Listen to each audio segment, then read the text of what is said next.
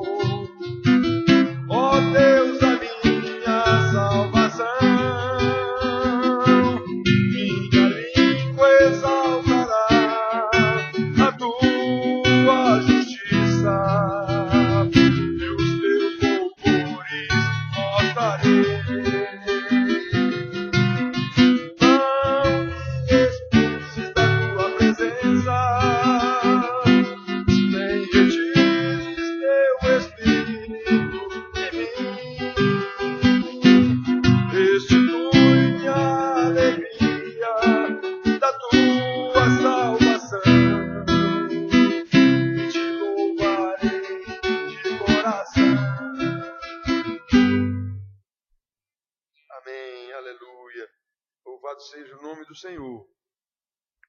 O outro cântico, magnifiquemos ao Senhor. Então, te louvarei, Senhor, quando o Senhor me restitui a alegria. Quem é salvo não perde a salvação, mas o pecado tira a alegria da salvação. Foi isso que aconteceu com Davi aqui, e na ocasião dele, ele diz para o Senhor, não retires de mim o teu espírito, porque naquela ocasião era assim. Deus retirou o seu espírito de Saul, retirou de Sansão, e era assim naquele tempo, ele dava o espírito e retirava conforme o seu beneplácito, conforme as suas decisões. Agora, depois de Cristo, não, o espírito foi derramado sobre toda a terra e está conosco e não sai mais, até que Jesus volte. Então os salvos terão esse espírito habitando neles, como nós vemos no Novo Testamento todo dizendo isso. Então magnifiquemos ao Senhor, ao Rei que é digno de louvor, excelso, supremo. Magnifiquemos ao Senhor, ao Rei que é digno de louvor, excelso, supremo, muito digno de louvor, excelso.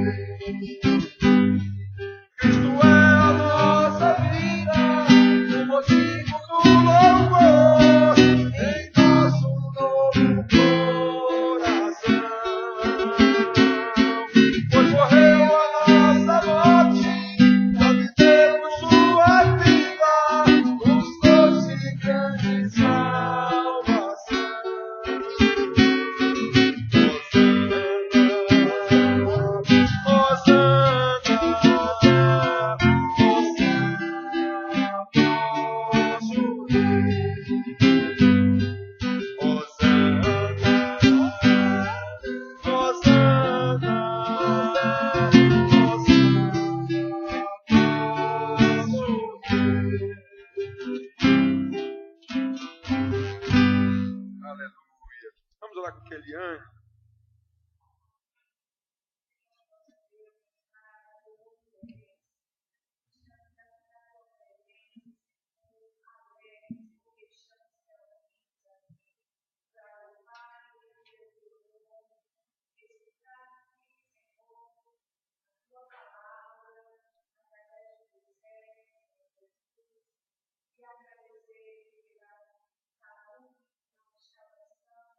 Sim.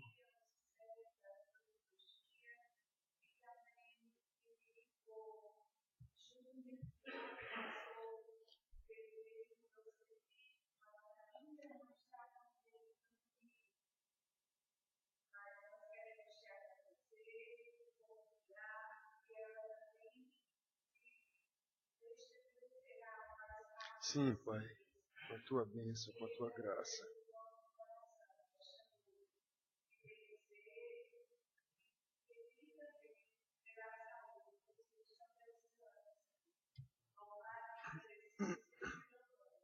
Amém, amém.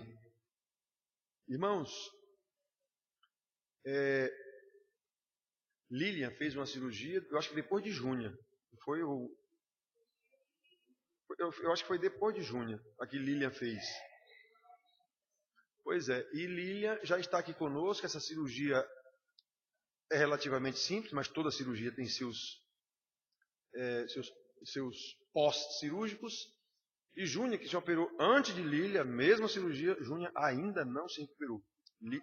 Lilian já está aqui, mas a gente continua acompanhando Júnia, ligando para saber como ela está. Ela mora lá no Gás, quase exterior. Ela mora lá no Gás, a gente tem acompanhado. Mas essa semana que vem, eu acho que ela já vai estar, no domingo que vem, ela já deve estar conosco aqui. Muito bem, irmãos, então vamos abrir nossas Bíblias em Efésios.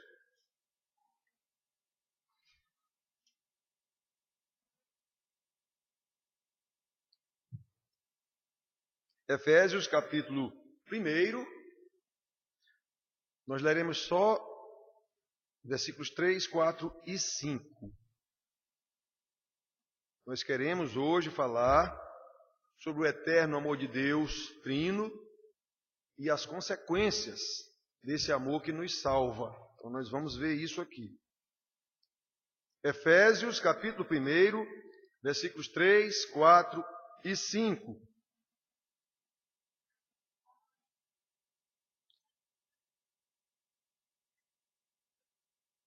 Os irmãos sabem, eu continuo com problemas nos olhos, já fiz cirurgia, vou ter que fazer outra, não deu certo. E na garganta também, que tomando a medicação que o médico mandou, mas a gente está se recuperando. Até porque eu também não paro de dar aula, não paro, aí é meio complicado. Mas vamos lá. Então diz assim, capítulo 1, versículos 3, 4 e 5. Bendito Deus e Pai de nosso Senhor Jesus Cristo, que nos tem abençoado com toda sorte de bênção espiritual nas regiões celestiais em Cristo, assim como nos escolheu nele antes da fundação do mundo, para sermos santos e irrepreensíveis perante ele, e em amor nos predestinou para ele, para a adoção de filhos, por meio de Jesus Cristo, segundo o beneplácito da sua vontade. Só até aqui.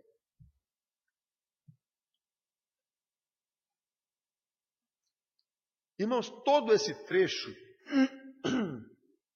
de capítulo 1 de Efésios, que vai de 3 até o versículo 14, Paulo explica a salvação bem direitinho aqui, mostrando a economia da Trindade nessa obra da salvação. Quem faz o quê? O que o Pai faz para louvor da sua glória, o que o Filho faz para louvor da sua glória, o que o Espírito Santo faz para louvor da sua glória. Ele mostra isso.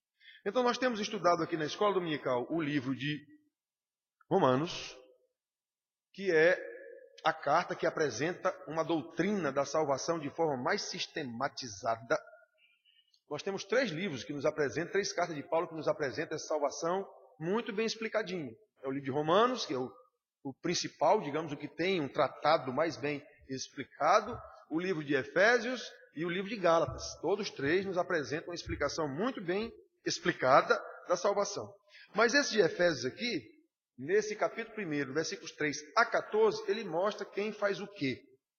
Mas aqui hoje nós vamos ver só essa pequena parte aqui, de 3 a 5, para mostrar para vocês como Deus faz e que isso tem uma consequência. Para que ele faz isso? Muito bem, irmãos.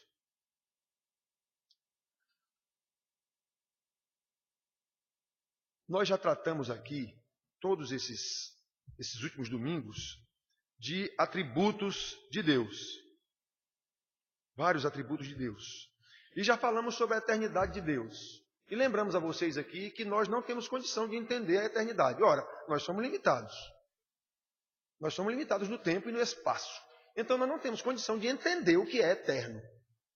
Intelectualmente a gente até é eterno, não tem começo nem tem fim. Sim, só que isso não cabe na nossa cabeça, que é limitada no tempo. Mas nós sabemos isso, nós recebemos isso, não é? Sabemos que se Deus é eterno, então os seus atributos também são eternos. Hoje, como estamos tratando do seu amor, esse amor também é eterno. Se ele é eterno, não depende de nós para nada. Nossa atuação não altera, digamos assim, esse amor em nada. É isso que nós vamos ver isso aqui hoje. Não é? Não é difícil concluir, portanto, que se Deus é eterno, o seu amor também é eterno. Logo, também podemos concluir que o eterno amor de Deus por nós está centrado nele mesmo desde a eternidade, e não em nós, seres limitados no tempo e no espaço,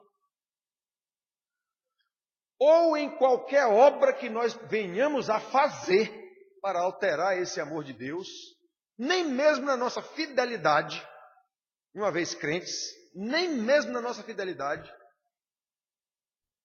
O amor de Deus é eterno. E como nós vimos aqui, ele aplica esse amor, vamos tratar disso ao longo da explicação, conforme o seu beneplácito. Isso quer dizer conforme a sua soberania, sem o pitaco e sem influência de ninguém. Deus é soberano, Deus é Senhor, Deus é Criador dos céus e da terra. É Ele quem mantém de uma ameba a uma baleia, as galáxias, tudo. Então, quando a gente conhece esse Deus, fica mais fácil de entender as coisas que acontecem, sejam bênção, sejam maldição, sejam coisa boa para nós, seja tragédia. A gente passa a encarar todas essas coisas como o agir de Deus na sua criação, conforme o seu beneplácito. Obviamente que há a retribuição de Deus, e está escrito isso na Bíblia, de acordo com as nossas atitudes, de acordo com o nosso proceder, claro, mas tudo isso está dentro da sua soberania. Muito bem, irmãos. Como Deus disse a Moisés, quando Moisés insistiu com Deus uma vez lá por bênção para o povo, me mostra a tua graça, me mostra a tua glória. Não sei. Aí Deus disse, olha Moisés, terei misericórdia de quem me aprouver ter misericórdia, terei compaixão de quem eu quiser ter compaixão. No linguajar de nosso hoje, Deus diz para Moisés, fica na tua. Eu sou Deus. Paulo usou isso na sua carta aos Romanos, que nós estamos estudando aqui na escola dominical. Em Romanos 9,15, ele citou esse versículo de Êxodo 33, 19. E esta, como Paulo mesmo explica, é a base sobre a qual ele construiu a sua doutrina do eterno amor eletivo de Deus. Ele diz lá, Deus escolheu Jacó e não escolheu Esaú. Eles não tinham nem nascido ainda para ter praticado algo de bom ou de ruim, mas Deus amou Jacó e não amou Esaú. Aí ele explica a sua doutrina da tal predestinação que mexe com tanta gente. É só entender o que quer dizer isso, não dá problema nenhum. Então, ele escolhe quem ele quer. E Paulo constrói a sua doutrina dizendo, portanto, não depende de quem quer ou de quem corre, mas de usar Deus a sua misericórdia. Paulo conclui isso em Romanos 9:16. Hoje a vista está muito pior. Tem uma paciênciazinha que eu vou fazer um bocado de careta aqui para ler, tira, bota. Hoje está muito complicado. Então, irmãos, claro está, até aqui, que todos esses versículos que nós citamos aqui estão tratando de salvação. Aliás, é disso que a Bíblia trata. E eu tenho explicado para vocês nas aulas aqui, de segunda noite e sexta noite, a Bíblia só trata de 4 assuntos. Primeiro assunto, a criação, Gênesis 1 e 2. Segundo assunto, a queda em pecado, Adão e Eva, Gênesis 3. Terceiro assunto, a redenção, a restauração dessa criação que Deus mesmo amaldiçoou lá por causa do pecado de Adão e Eva. Começa em Gênesis 3,15, quando ele diz que o descendente da mulher virá para pisar a cabeça da serpente. Isso já é o que se chama de proto-evangelho. Ali está a primeira notícia de que Jesus viria, digamos assim, o Salvador viria para cá, para a criação, para restaurar a criação. Então a Bíblia toda, a partir daí, de Gênesis 3,15, trata da redenção. Todo aquele povo envolvido na Bíblia, seja quem for, Abraão, Isaac, Jacó, Judá, Davi, Salomão, Raabe, quem quer que seja, todo mundo ali é apenas figuração de uma trama, digamos assim, para chegar em Jesus. Chegou Jesus, pronto. Toda aquela história desaguou em Jesus. Jesus diz, sou eu. Tudo que de mim está escrito atrás aí, sou eu, cheguei, o Redentor, cheguei. Filho de Maria. Muito bem, então Jesus formou seus discípulos, seus apóstolos, e eles então formaram a igreja. Último assunto da Bíblia, Apocalipse. A consumação das coisas, novos céus e nova terra. Então a Bíblia só trata desses 4 assuntos, toda a Bíblia. Tudo que você estudar na Bíblia, Velho Testamento, o que for, qual é o foco principal desse negócio? Jesus. Novo Testamento depois de Jesus, qual é o foco principal desse negócio? Fazer o que Jesus mandou. Os discípulos de Jesus vão fazer o que ele mandou. Até que ele volte, Apocalipse, para botar em ordem toda a criação desordenada a partir do pecado de Adão. É só disso que a Bíblia trata. Muito bem, irmãos, então olhem só. O que nós falamos até aqui desses versículos, todos que citamos, tudo isso aqui trata de salvação. Essas bênçãos, como Paulo diz aqui no início, bendito Deus e Pai de nosso Senhor Jesus Cristo, que nos tem abençoado com toda a sorte de bênção espiritual nas regiões celestiais. O homem não está falando aqui de riqueza, de bênção, não, bênçãos espirituais. As outras são consequência disso. Muito bem, então olhem só.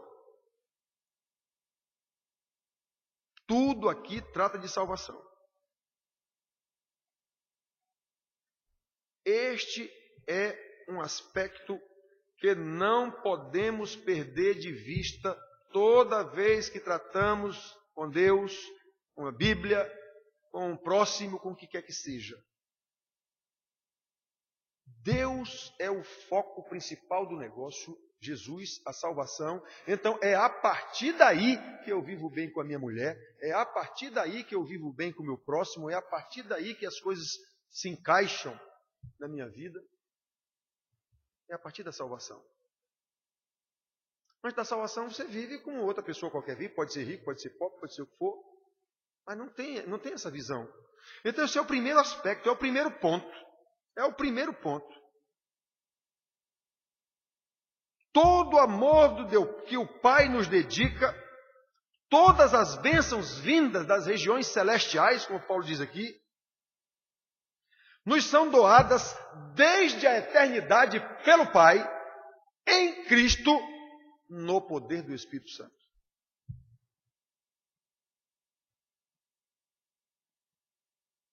Afinal, em Cristo fomos eleitos, e este é o ponto de partida da bênção espiritual nas regiões celestiais, com base no eterno amor de Deus, como o homem diz aqui, que nos escolheu nele quem? Em Cristo, antes da fundação do mundo. Qual é a dificuldade de entender isso aqui? Ora, se Deus nos ama antes da fundação do mundo, não é por qualquer coisa que eu tenha feito ou que eu venha a fazer que Ele me amou. Ele, na verdade, me amou antes de eu existir. Ele é eterno. É isso que nós temos que entender. Deus é eterno, seu amor é eterno. E aqueles que Ele decidiu amar desde a eternidade, Ele decidiu amar desde a eternidade. Ninguém vai mudar isso. Então, porque este foi eleito e amado desde a eternidade, Ele vai agir assim, como um filho de Deus, como um filho amado. E nós vamos ver isso aqui. Nós vamos ver isso aqui. Percebe, irmãos, como o eterno amor de Deus por nós está fundamentado nele mesmo, no amor do Filho. O amor que Deus tem por nós é por causa do amor dele ao Filho. É no amor do Filho. É no Filho que nós recebemos salvação. É no Filho que nós recebemos bênção. No poder do Espírito Santo.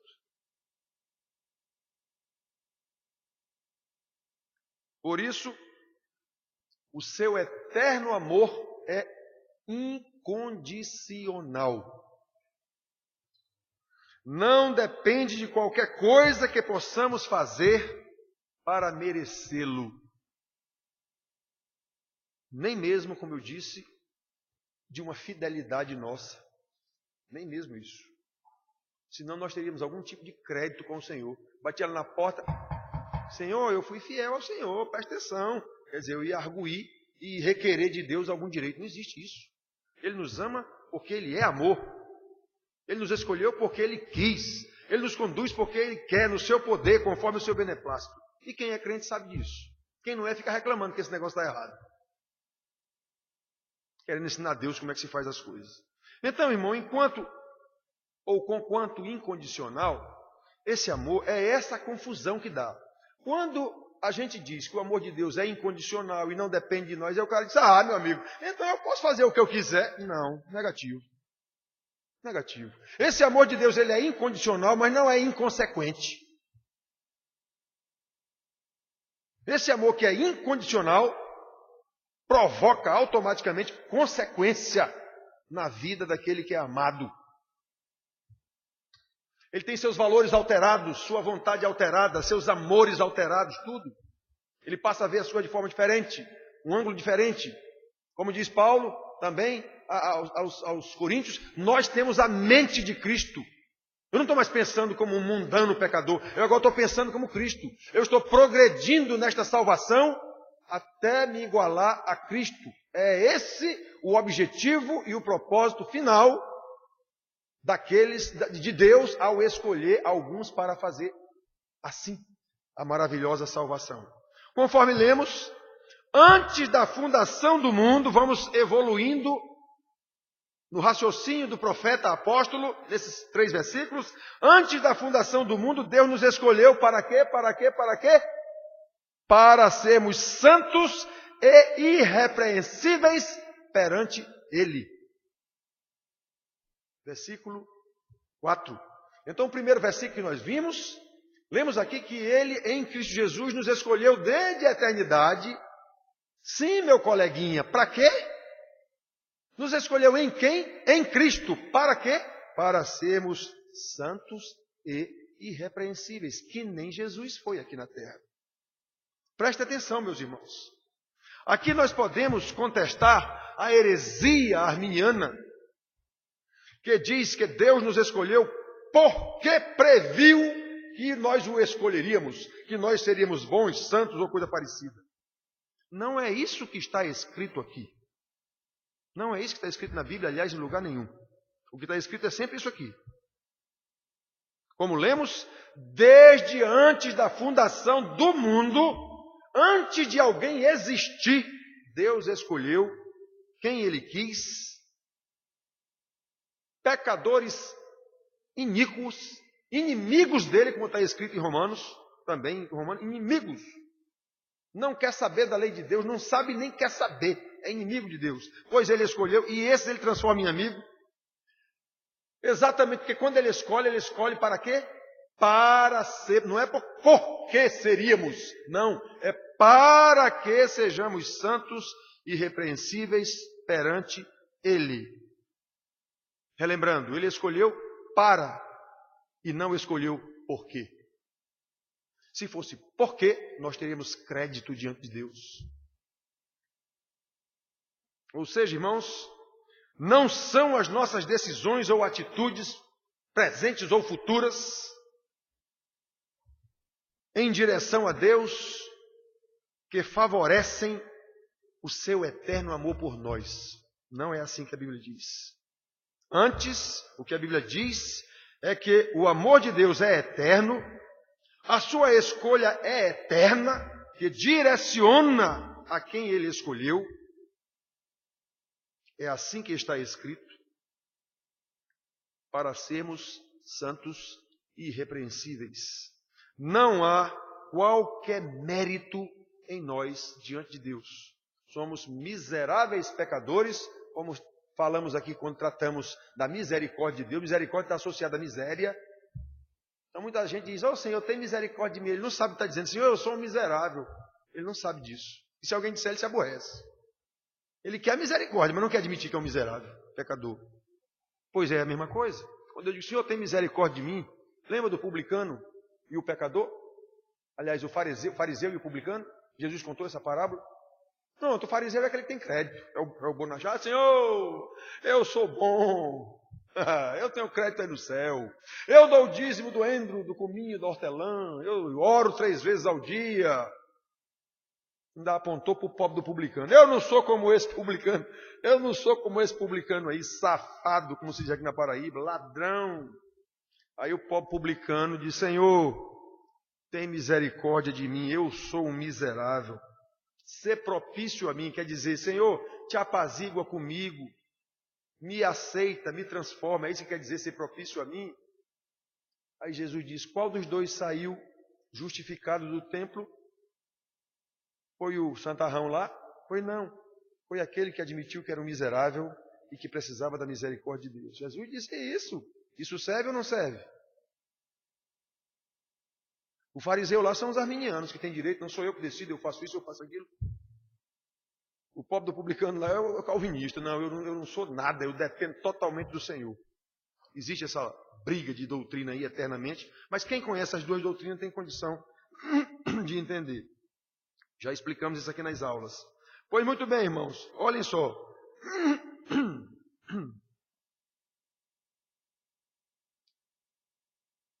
Como Deus é eterno, o seu amor também é eterno, Ele nos escolheu desde a eternidade, e com esse mesmo amor eterno, Ele nos conduzirá até a eternidade. Até a consumação final, novos céus e nova terra.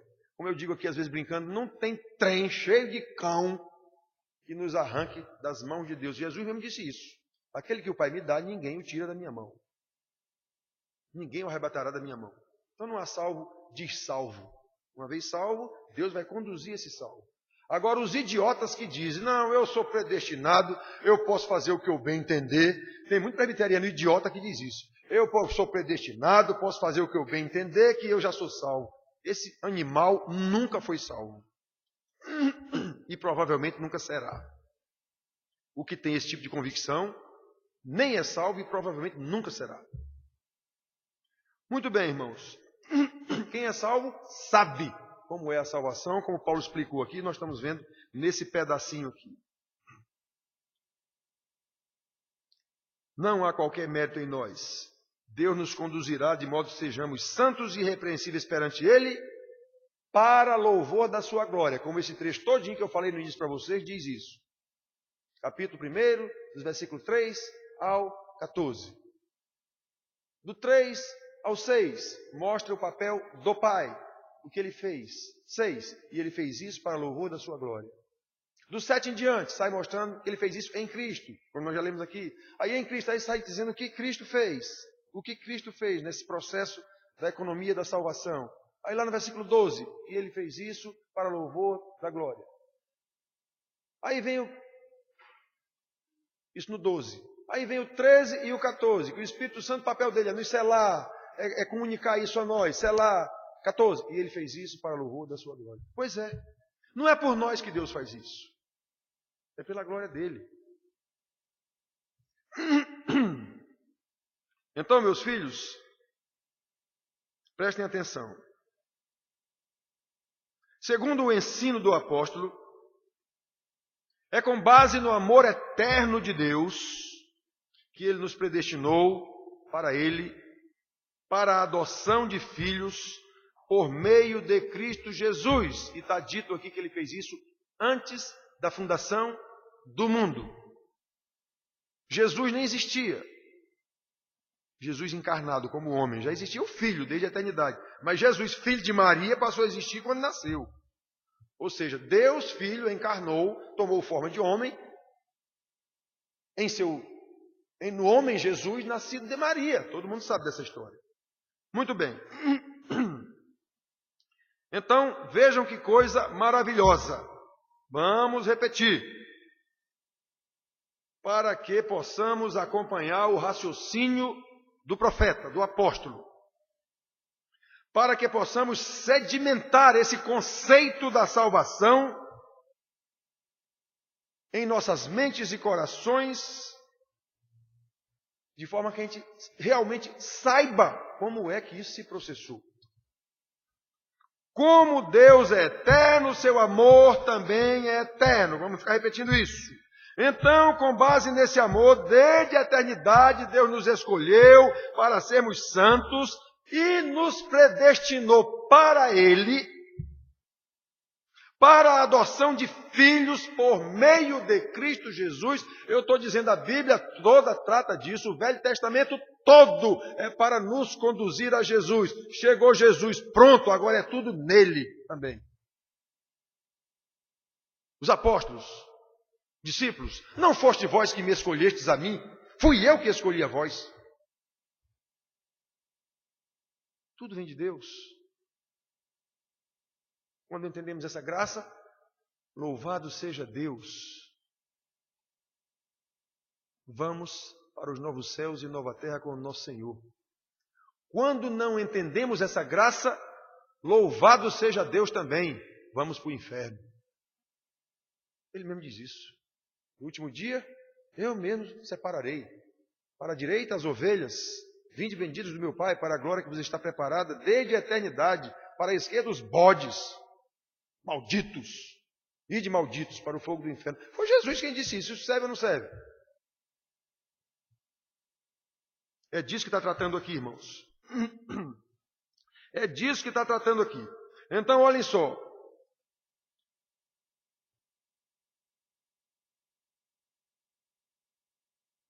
Com base nesse amor, Ele nos predestinou para Ele, para a adoção de filhos, por meio de Cristo Jesus, segundo o beneplácito da sua vontade. Então, a gente sabe que os irmãos da igreja passam a vida inteira lendo esse versículo aqui na Bíblia, por exemplo, e não sabe o que é que quer dizer esse beneplácito da vontade de Deus. A maioria dos irmãos, de qualquer igreja, ele lê isso aqui a vida inteira, é crente a vida inteira, mas não sabe o que é que ele está lendo. Isso quer dizer que a decisão de Deus em escolher quem Ele quer desde a eternidade, a decisão de abençoar e de fazer com que essas pessoas sejam santos e irrepreensíveis para Ele, perante Ele, concedendo bênçãos espirituais nas regiões celestiais.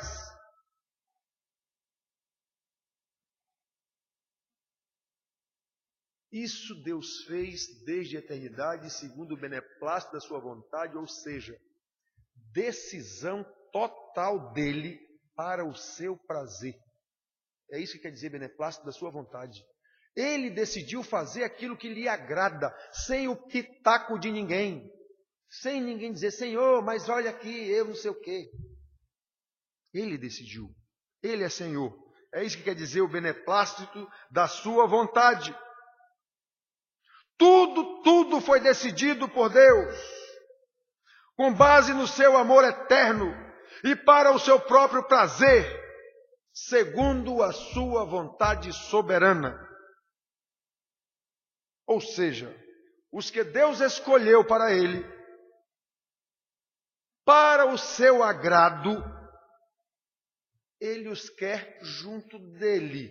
É isso que diz que ele quer que sejam santos e irrepreensíveis perante ele. Ele os quer junto dele, à semelhança do seu Filho Jesus Cristo, que ele tem hoje sentado à sua direita. Como está escrito na Bíblia, nós sabemos disso. Paulo, Romanos 8, versículo 34. Jesus está sentado à direita de Deus Pai, de onde intercede por nós. Então, irmãos, é isso que Paulo também ensina, em Romanos, como eu acabei de citar aqui, no capítulo 8, versículo 29, quando ele diz assim: porquanto aos que de antemão conheceu, isso aqui que está escrito, aos que de antemão conheceu, é a mesma coisa que está escrito aqui em Efésios, que ele desde a eternidade, desde antes da fundação do mundo, ele nos escolheu e nos predestinou. É isso que quer dizer, esses que de antemão conheceu. É exatamente isso. Ele não está dizendo aqui que aquela história de, ele previu, ou como ele é onisciente, ele viu que você ia ser bom, por isso ele escolheu. Não. Não é isso que está dizendo aqui, não. Está dizendo aqui a mesma coisa. Desde antes da fundação do mundo, aqueles que ele amou, é isso que quer dizer aqui, a estes ele também predestinou para serem conformes à imagem do seu Filho Jesus. Está vendo?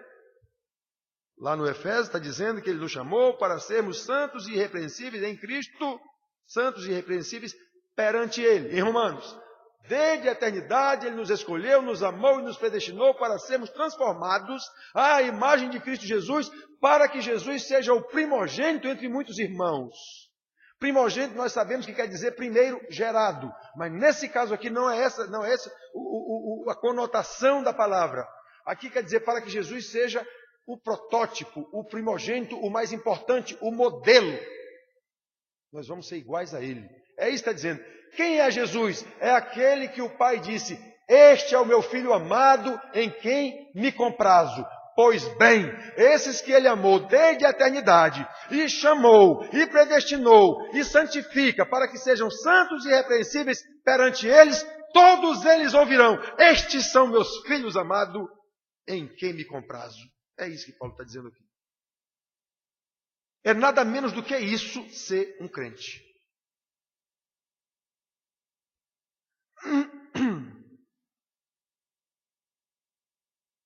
Irmãos, percebem a amplitude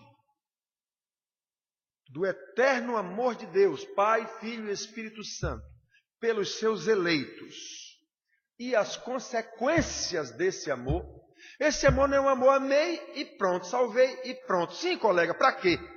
Por que Deus fez isso? Para o seu prazer. Ele fez isso segundo o beneplácito da sua vontade, para o seu prazer. Como ele disse do Filho, meu Filho amado em quem me comprazo. Pois é, todos esses pecadores miseráveis que ele salvou, ele transformará em seres santos e irrepreensíveis, de modo que ele diga do mesmo jeito: eis meus filhos amados em quem me comprazo. E quem faz isso é ele, em nós e através de nós, pelo poder do Espírito Santo. E essa é a consequência. Segundo o ensino do apóstolo, tudo vem de Deus, tudo depende de Deus. Sim, sim. Mas Deus, pelo seu amor, pelo beneplácito da sua vontade, ele nos quer santos e irrepreensíveis. Então ele vai cuidar disso. Por isso e para isso, ele opera em nós e através de nós, no poder do Espírito Santo. Ou seja, uma vez salvos em Cristo, nós somos alvo dessa salvação, e a partir dessa salvação, que é a justificação pela justiça do justo Jesus na cruz do Calvário, então nós passamos a ser os agentes dessa salvação, agora com a habitação do Espírito Santo em nós. É isso que Paulo explica o tempo todo aqui. Nós agora somos agentes ativos dessa transformação no poder do Espírito Santo. Uma vez salvos, devemos continuar sendo salvos, no sentido de aprimorar essa salvação. Paulo explica isso aos Filipenses, quando ele diz, capítulo 2, versículos 12 e 13, 12 e 13. Desenvolvei a vossa salvação. Não foi você que conseguiu a salvação. Ele já tinha explicado antes que a salvação é de Deus. Agora você recebeu essa salvação. Então, agora, desenvolvei essa salvação. Como? Com temor de Deus e tremor desse Deus que faz tremer, faz temer. Tremendo, Deus tremendo quer dizer isso, aquele que causa temor e que faz tremer. Então Paulo quando diz, desenvolvei a vossa salvação, que esse Deus tremendo vos deu, e ele diz isso. Porque Deus é quem opera em vós, tanto o querer quanto o realizar, segundo a sua boa vontade. Isso quer dizer a mesma coisa que ele disse aqui em Efésios, segundo o beneplácito da sua vontade. Ou seja, é Deus quem opera em nós a salvação, e é Ele quem nos leva a desenvolver essa salvação, com temor e tremor deles, quer dizer, em obediência, é isso que quer dizer. Ele opera essa obediência em nós, Ele agora age em nós e através de nós no poder do Espírito Santo, para que a gente desenvolva essa salvação, no sentido de que fiquemos irrepreensíveis perante Ele. É isso o ensinamento, a consequência da salvação que vem de Deus. Nós agora passamos a ser agentes também dessa salvação. A obra soberana é de Deus, mas na sua soberania, Ele incluiu o nosso trabalhar, Ele incluiu a nossa responsabilidade como eleitos, salvos e adotados em Cristo Jesus, agora sob o poder e na direção do Espírito Santo. Portanto, este é um aspecto do eterno amor de Deus Pai, Deus Filho e Deus Espírito Santo, que comumente não é lembrado. É a consequência desse amor dele por nós. Como nós entendemos culturalmente e erradamente que amor é um simples sentimento, então a partir daí todo o desenvolvimento estará errado. As pessoas que vêm me dizer no gabinete, eu não amo mais minha mulher. Eu digo, quem disse que isso é escolha sua? Quem disse que isso é escolha sua? Isso é uma ordem de Deus, ame sua mulher. Isso não é opcional para você coisa nenhuma, não. Obedeça e Deus vai colocar esse amor no seu coração. Mulher que vem me dizer, eu não amo mais meu marido. De quem disse que isso é opcional? Quem lhe disse que você tem esse direito de escolher amar ou deixar de amar seu marido? Que história é essa? Você é crente mesmo? Você sabe o que quer dizer ser crente? Você é salva mesmo? Você sabe o que quer dizer isso? É assim que eu trato no gabinete quem vem com esse papo furado, que eu não amo mais minha mulher, eu não amo mais meu marido. Você não tem essa opção. Se você é crente, isso é a ordem de Deus. Por que as pessoas vêm com esse papo furado? Porque entende que amor é um simples sentimento. Não é. Deus é amor. Isso é uma qualidade inerente a Deus. E Ele transfere esse amor para nós quando nos salva. O nosso amor agora salvo não é mais um simples sentimento. É obediência. É isso como está dizendo aqui. A consequência da salvação é essa. Vocês vão ser santos e irrepreensíveis perante Deus. Como é que eu vou ser santo e irrepreensível diante de Deus se eu resolvi, não amo mais minha mulher, pronto, eu não quero agora, eu quero minha secretária. Era só o que faltava. Então, irmãos, presta atenção. Presta atenção. A consequência desse amor, que é incondicional, mas não é inconsequente.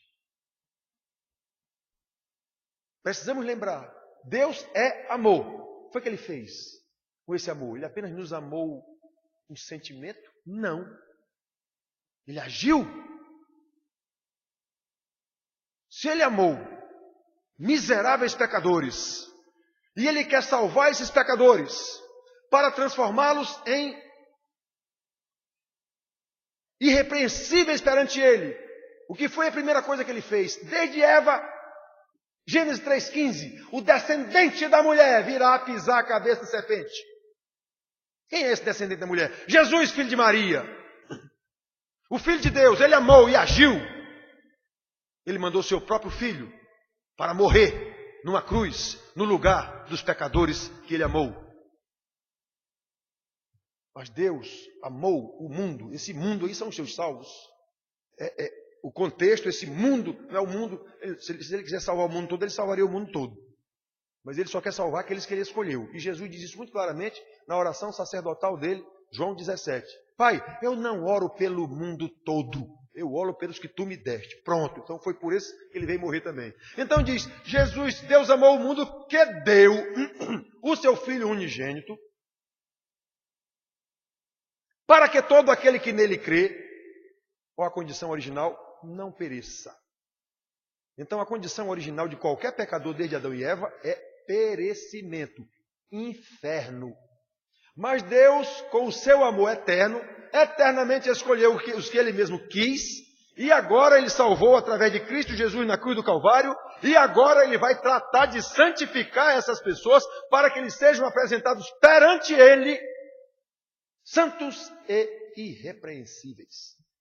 E ele faz isso como? Num bando de marionete? Não, ele faz isso em nós e através de nós, operando a nossa própria vontade e agindo e usando a nossa própria responsabilidade. Aí entra outra consequênciazinha do amor que a gente não gosta de jeito nenhum. Ele vai disciplinar aqueles que não andarem de acordo com o que devem andar. Vimos no Velho Testamento ele massacrando Israel até a extinção. A maioria de Israel, Deus extinguiu, matou mesmo. Só deixou, como ele mesmo disse, o remanescente, aqueles que ele quis. Pois é. Então, aqueles que ele quis, ele não extinguiu, mas sofreram muito para entender. Lembra que eu falei aqui? Daniel mesmo orando, Senhor, a ti pertence a justiça, tu és justo. E a nós o corar de vergonha. Nossos pais pecaram, nossos reis pecaram, nossos príncipes pecaram, nossos juízes pecaram. A nós pertence o corar de vergonha e a ti pertence a justiça. Tu és justo em nos punir do jeito que tu nos estás punindo.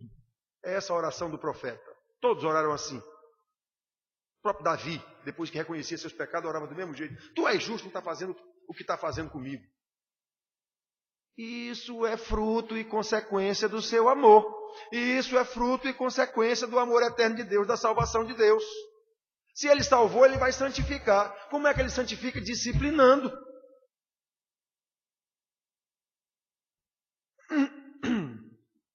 Olha, irmãos, porque somos acostumados a definir amor como um simples sentimento, porque não conhecemos os atributos de Deus. Eu estou ensinando aqui há não sei quantos domingos. Não conhecemos Deus. Quando conhecemos Deus, nós entendemos isso. O amor que eu tenho não é meu, não é um amor simplesmente humano. É o amor de Deus agora em mim. Ele não me escolheu desde a eternidade. Ele não me salvou em Cristo Jesus. Ele não está me conduzindo para ser santo e irrepreensível perante Ele. Pois é. Como diz Paulo, já não sou eu que vive. Quem vive agora é Cristo quem vive em mim. Para me transformar no poder do Espírito Santo, a semelhança da sua imagem. Para sermos iguais a Jesus. Para ouvir no último dia, vinde benditos do meu Pai para a direita. Para ouvir do Senhor Deus, estes são meus filhos amados, em quem me comprazo. Foi Ele mesmo que transformou a gente nisso. Agora Ele fez isso, repito, em nós e através de nós, usando os nossos desejos alterados pelo Espírito Santo, usando a nossa responsabilidade conduzida pelo Espírito Santo agora, usando a nossa vontade, que agora é a vontade de Jesus.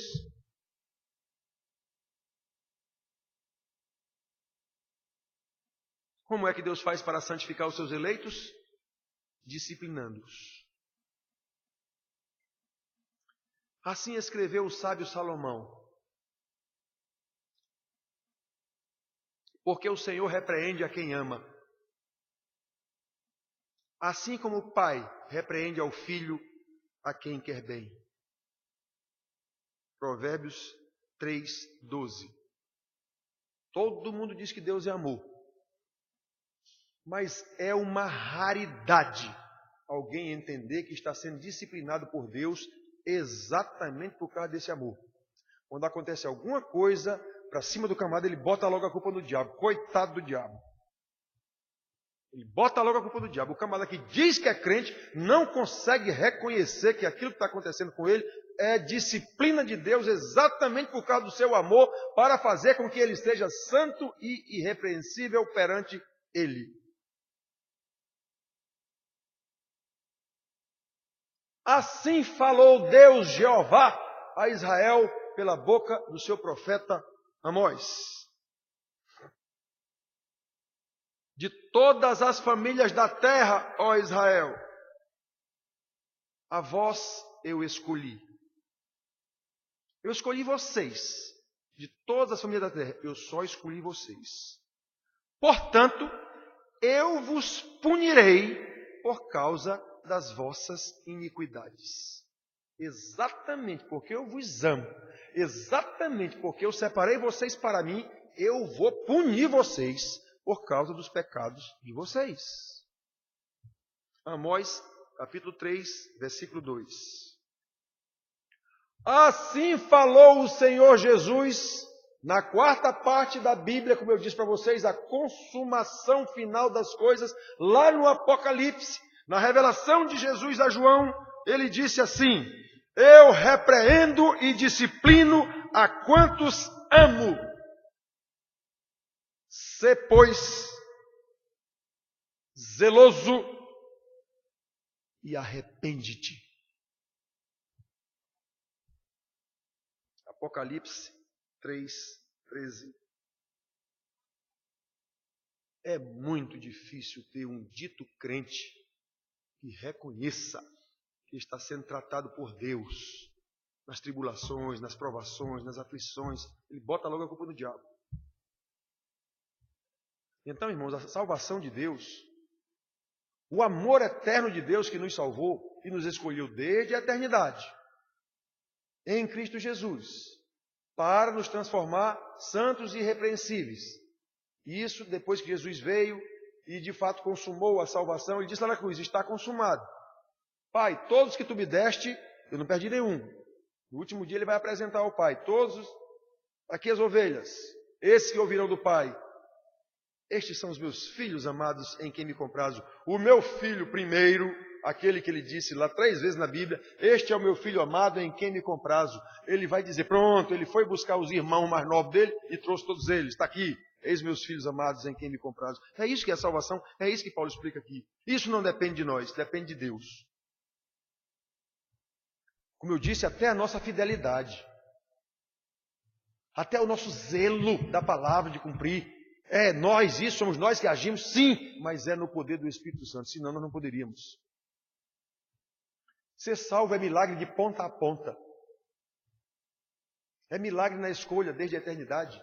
É milagre na justificação na cruz do Calvário.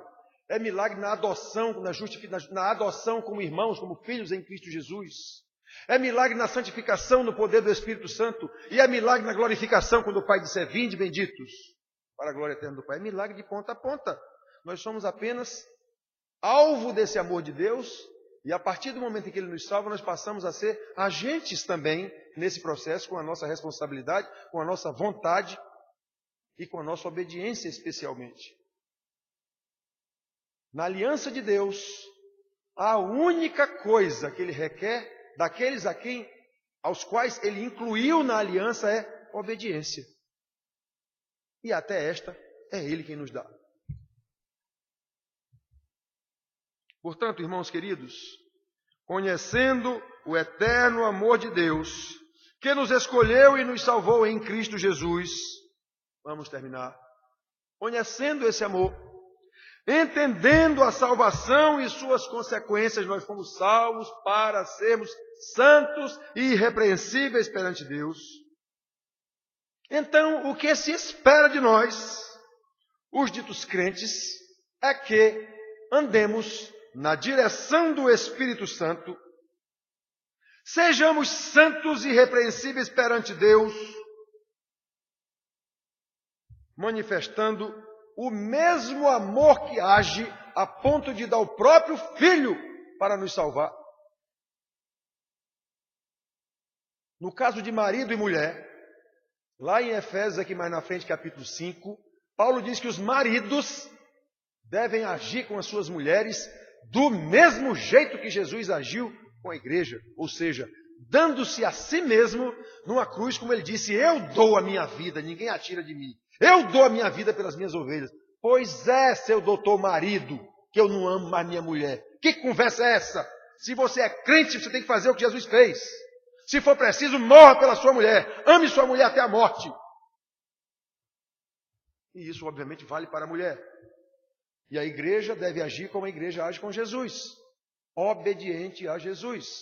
Submissa a Jesus. Fazendo a sua vontade. Por que a igreja tem que fazer a vontade de Deus? Porque agora a igreja é a agente desse processo de salvação. Exatamente. O marido ama a mulher por cima de pau e pedra. Não há dificuldade nenhuma dessa mulher ser submissa a esse marido. O que é submissa? É uma missão sob a missão dele. Qual é a missão dele? Me amar até morrer. Qual é a minha missão? Ajudar ele nisso. Pensa no negócio que dá certo. Como Deus é sabido. A missão do marido no casamento é amar sua mulher, proporcionar à sua mulher agir, proporcionar à sua mulher o bem-estar em qualquer circunstância. Papel da mulher, ser submissa ao marido nesse mistério, nessa ação, nessa missão. A missão do marido é me amar, a minha missão é ajudá-lo a me amar. Como se diz aqui na Paraíba, dá certinho. Não tem como dar errado. Não tem como dar errado. Então é isso. Se nós estamos sendo transformados à imagem e semelhança de Jesus, é assim que nós temos que agir.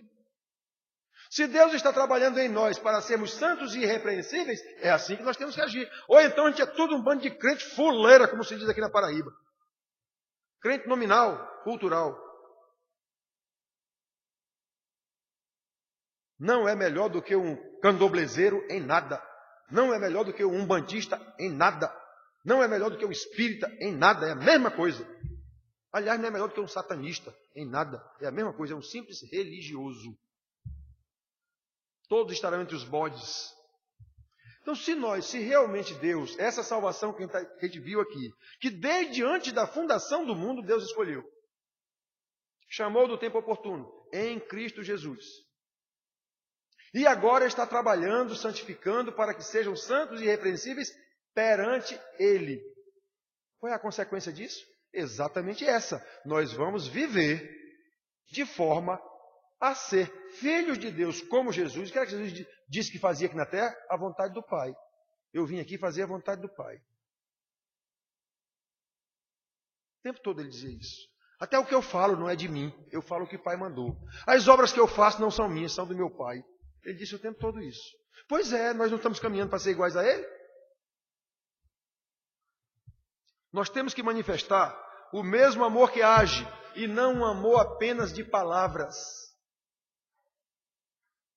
Amor de palavras, só de palavras, não serve para nada, é sinônimo de hipocrisia, mentira. E obviamente que esse amor tem que começar na nossa família. Quantas pessoas nós conhecemos que são queridos pelos outros, são queridos na igreja e são uma desgraça na sua casa? Até uma história que o pessoal conta. Um dia a mulher do pastor chegou em casa com um colchonete enrolado. Chegou na igreja com um colchonete enrolado. E o que é isso, irmã? Eu disse, não, eu vim morar aqui na igreja agora. Por quê, irmã? Porque o meu marido aqui na igreja é muito bom. É muito diferente do marido lá de casa. Eu vou morar aqui agora porque aqui ele é muito bom. Mas o marido lá de casa é uma desgraça. Então eu vim morar aqui agora. Então, irmão, se nós temos que manifestar esse amor, onde é que esse amor tem que se manifestar em primeiro lugar? Na nossa casa. Paulo diz, o que não cuida dos seus, dos da sua própria casa, é pior do que incrédulo.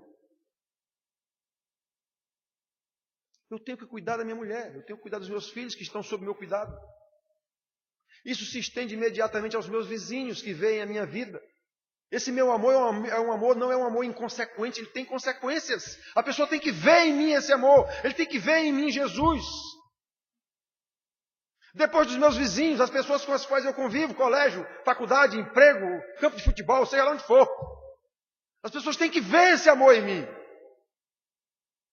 E não é um amor, não, querido, está tudo bem. Não, é um amor que confronta, se for preciso. É um amor que repreende na hora que é necessário. Não é assim que Deus faz conosco? Pois é assim que nós temos que fazer. Se a pessoa quiser ouvir a repreensão, muito bem. Se não quiser, deixa. É isso que Jesus disse. Precisamos manifestar esse amor que tem consequência, no sentido de que sejamos santos e irrepreensíveis perante Deus, para que as pessoas reconheçam Deus em nós. E assim Deus seja louvado em nós e através de nós. As pessoas vão dizer, esse homem é crente, essa mulher é crente. O Deus que esse homem serve aí, ele chega até a reconhecer isso, é diferente do Deus que a gente serve. Eu até jogo florzinha, não sei o que, lá para Iemanjá na praia, mas o Deus dessa pessoa aí é diferente do meu. Até Pilatos reconheceu isso em Jesus. Não vejo falha nesse homem. Pode matar, mas que ele é justo, é justo. Pois é. Pilatos glorificou a Deus sem saber quando ele disse isso.